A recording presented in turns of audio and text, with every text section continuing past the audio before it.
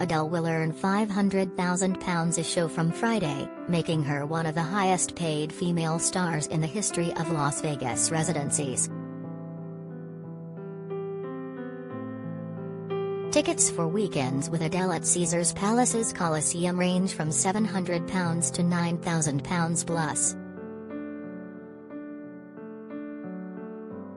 The superstar singer will get her cut from sales as well as from all merchandise sold at the 4,200-seater venue.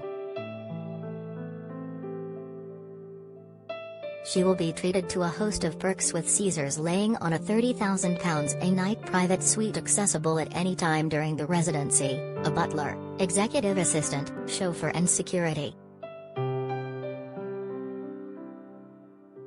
Adele and guests will also be able to eat and drink for free at any Caesars resort.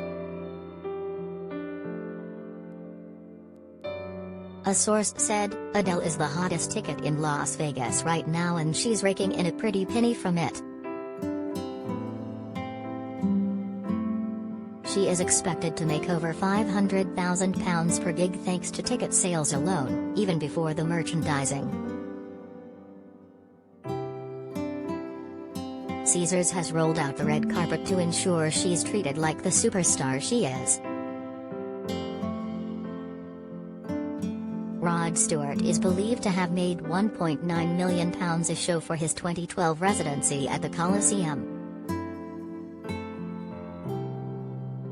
Lady Gaga is said to have made over £700,000 a gig from her MGM Park Theatre residency between 2017 and 2019. Adele announced last year she would be playing 24 concerts on Fridays and Saturdays at Caesars. They run from this week until April 16. The London-born star will sing at British Summertime Hyde Park on July 1 and 2. Tickets for that event are already at £700 upwards. Her album 30, released in November, became the fastest-selling of the year in both the UK and US.